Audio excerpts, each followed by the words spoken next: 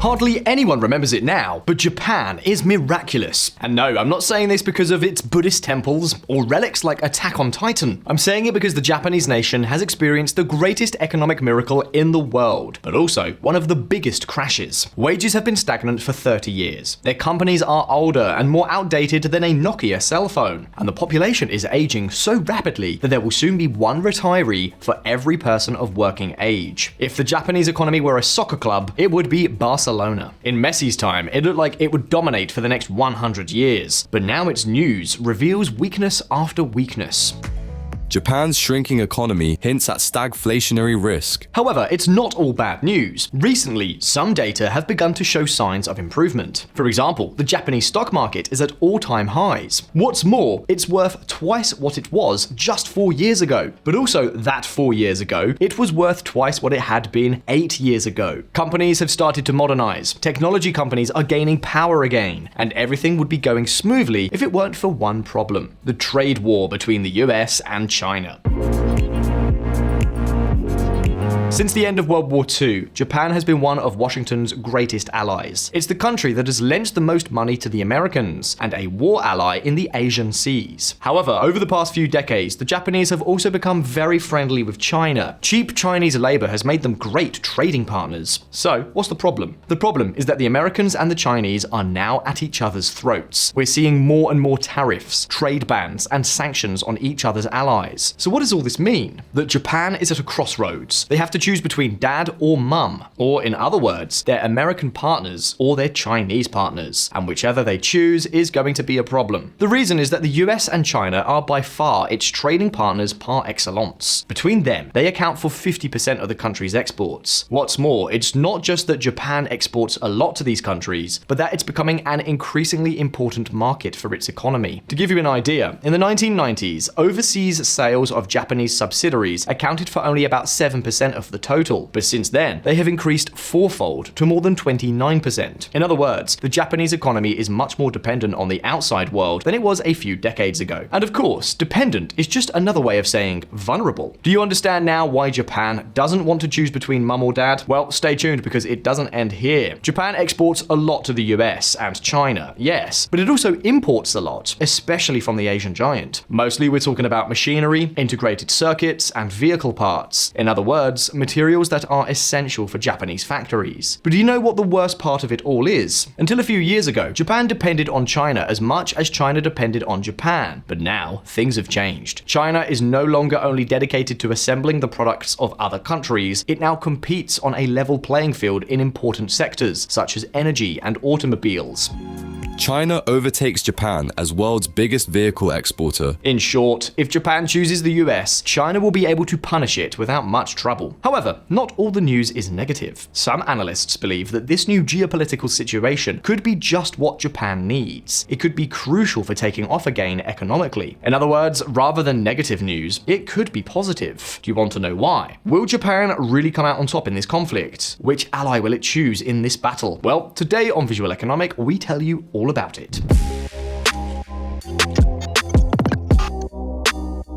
Up until this part of the video, it would appear that Japan is completely caught in the crossfire, but nothing could be further from the truth. In Tokyo, they are well aware of the weaknesses of the Japanese economy, but they have not stood idly by. And you will probably say, so what solutions have they put on the table? Well, first suggestion, to turn their backs on China. Companies like Mitsubishi, for example, will move all their Chinese car factories to countries like Thailand or Indonesia. Others like Sony and Panasonic are starting to assemble their electronic products in India. But it doesn't stop there. Does Tokyo Electron ring a bell? Maybe not, but it's one of the largest companies in Japan, and it is dedicated to one of the most important sectors of modern times: microchips. The thing is, until now, Japanese chip companies have been heavily exposed to China, and with Tokyo Electron itself selling half of its production to the Asian giant. However, things have changed. The US has approved new sanctions against countries that sell certain semiconductors to China. The result? The result is that the Japanese, who have chosen the Americans as preferred partners, are ceasing to supply supply chips to the Chinese. Not only that, but the US and Japan have also reached an agreement to reduce, or in some cases, directly end the sale of these Japanese machines used to manufacture chips. In other words, Biden's goal is to leave China without semiconductors and without the capacity to manufacture them. And you will say, does this make sense? By allying with the US, Japan has lost a very lucrative opportunity to trade with China. The question is, why has it done so? And what does Washington have that Beijing does not? The answer is easy. It has the largest technology companies in the world.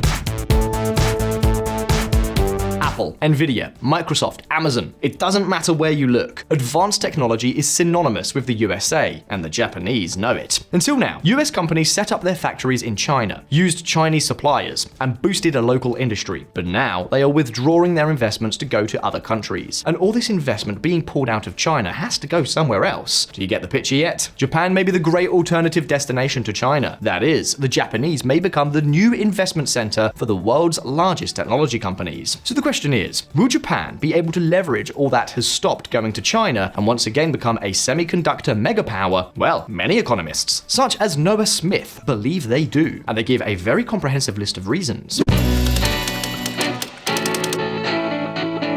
The Japanese currency, the yen, is getting cheaper and cheaper. While in the past, with $1 you could buy 100 yen, now you could buy 155 yen. The reasons for this brutal devaluation are complex, but we're not interested in getting into them now. The important thing is that a weak yen is very bad for the Japanese, who now have to pay more money to be able to buy things from abroad. But on the other hand, it's very good for attracting investment to your country's industrial sector. These companies will earn money by selling products abroad in exchange for dollars, but most of their costs, such as wages, will be paid in yen. On top of that, since inflation has been so low in Japan, interest rates are still very, very low at 0.1%, 50 times lower than in Europe or the US. Thus, companies arriving in the country will be able to borrow very cheaply. The idea is that these investments will give a breath of fresh air to the economy, and in the end, economic growth will compensate for the loss of purchasing power due to the devaluation of the currency. Of course, Japan's advantages don't end there.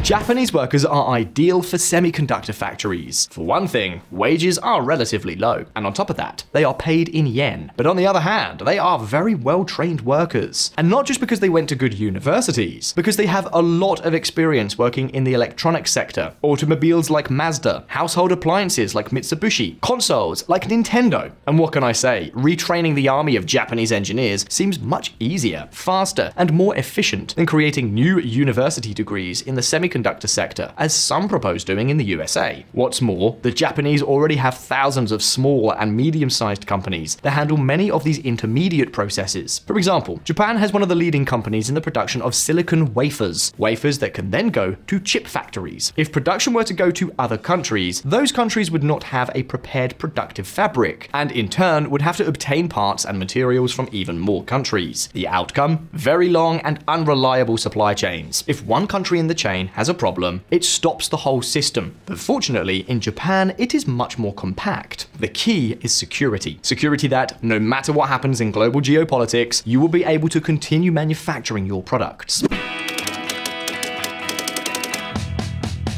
In Japan, building megafactories is much simpler than in Europe or the USA. The country has far fewer environmental regulations, does not require as many licenses, and also has an expert bureaucracy that solves all these legal problems instantly. And pay attention, because this is an essential factor. In the USA, for example, regulations are a headache. And if you don't believe me, take a look at this case. A factory in Arizona that was planned in 2020 and will not be ready until at least 2025. Plans for the Arizona facility were unveiled in mid-2020, and yet mass production, which was originally slated to begin in 2024, has been pushed back to 2025. In Japan, the opposite is true. TSMC, the Taiwanese semiconductor giant, has already invested $8 billion in a new plant in Japan, and it is not the only one it plans to build. But let's move on.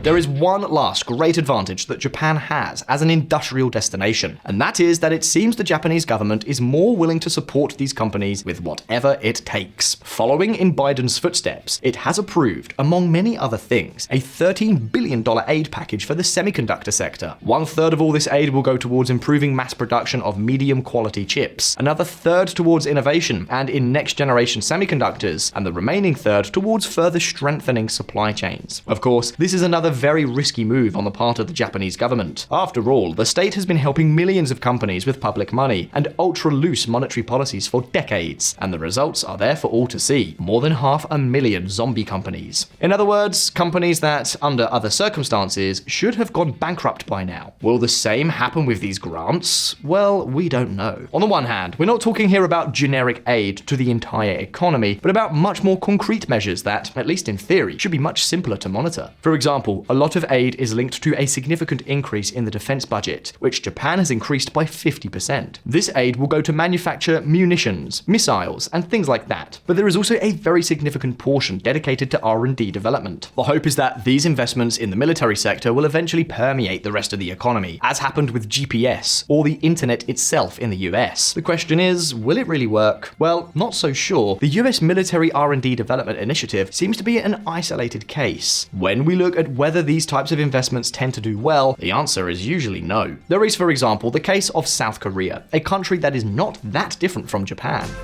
The findings of this study reveal that the overall economic effects of defense spending on growth are negative, although they seem to be indirect or delayed. And keep in mind that this is not cherry picking. Other studies have the same conclusions, analyzing both the entire OECD and groups of more than 60 countries. On top of that, if there is one country where military spending should have driven investment, it is South Korea. It has a very specific enemy, North Korea. This creates a sense of urgency, and their scientists and engineers should be highly motivated to do their job well. As if that were not enough, in South Korea, the state has had a very, very close relationship with big business, and the government has also been closely linked to the military. Hence, its most famous president was a military man, General Park. Be that as it may, what is clear is that Japan is fully committed to its national security. This includes increasing the defense budget, but also improving its industrial sector, attracting companies from China, and ensuring the security of its supply chain. In August 2022, 5 Chinese missiles hit waters in Japan's exclusive economic zone, and an attack on Taiwan would almost certainly end in a blockade of much of Japan's communications and trade routes. In fact, 70% of Japan's energy imports pass through the Taiwan Strait. Such a blockade could leave them without fuel. The situation is more tense than ever. What's more, in Chinese military manuals, we can read things like this.